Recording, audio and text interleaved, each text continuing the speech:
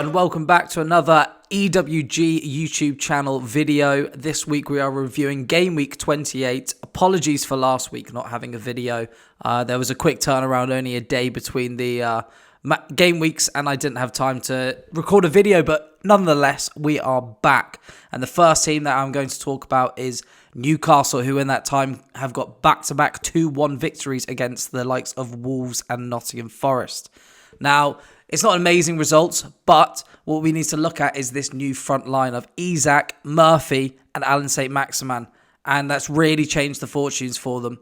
Prior to that Wolves game, and if you take the 10 games before then, they were third worst for goals scored in the league, which is just shocking for a team that's pushing for the top four. Almiron had really been out of form. He obviously got put on the bench. He scored, actually, in that Wolves game in Game Week 27. And Isak has really been the man the last 2 weeks. Obviously, netting very late on in the Forest game to get him the win, get points. So he's definitely someone I'd look to get in if you can trade for. I presume he'll be taken in most of your leagues. But I'd look to get him in. If not, Alan St-Maximin back in the team. Creative threat, something that they were missing quite a lot before. So he hasn't got involved in the points really yet, but I could see it coming with time. Now, the next team that does need time that I need to talk about is Chelsea.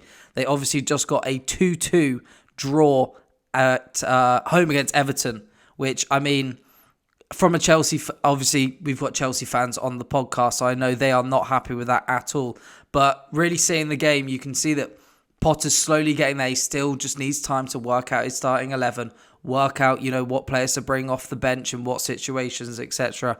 And that will come only with time. And they're getting Kante back now, who will have been has been a massive miss for them. And I can see Potter really enjoying having him to utilise on the pitch, let's say.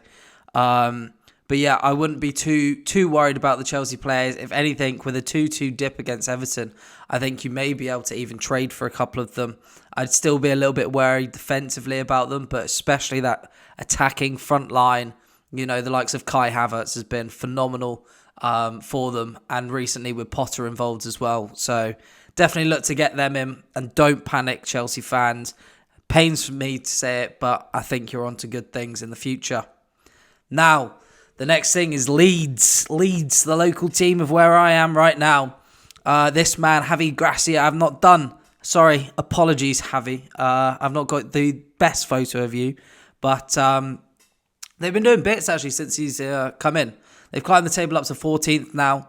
And they've got games in hand over Wolves and Palace, who are the two teams above them in 12th and 13th. And in the last two game weeks, which is, I'm more reviewing those two right now, they've scored 6 goals, obviously got the 4 in the last outing, and Jack Harrison is the man that we need to talk about. He's got 2 goals in these games. And with Rodrigo back fit, came on, scored in the 94th minute. It looks like they're finally getting over all their injury issues, and they're going to have a full squad. I think Javi's got them playing really, really well, like a lot more solid. Like Leeds, obviously under Bielsa, we knew how crazy that was. And it was, similar but a bit more structured under Jesse Marsh. And now we've gone back to a fully more structured team. And I think they've got the players to do that. And, it's been showing in results. It's definitely a team that I'd look at. Looking at getting in some of their attacking assets. Like I said, Jack Harrison. Somerville is always a player I like watching. Nonto, if he's still about. But the Bamford Rodrigo, I think Rodrigo long term will start as a striker when he's fully back fit, which I'd expect relatively soon. So maybe a bit worrying for Bamford owners, but Rodrigo definitely a player to look to get in, who was actually my oddball first week of the season, I'd like to add.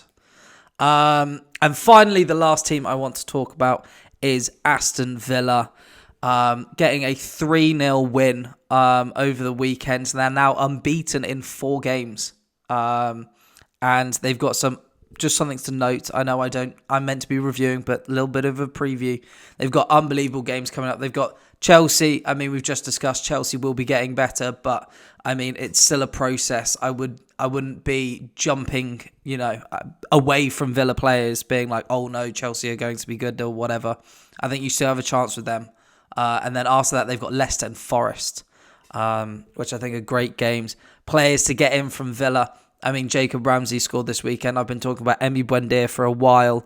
Ollie Watkins has obviously been in phenomenal form since Emery's come in.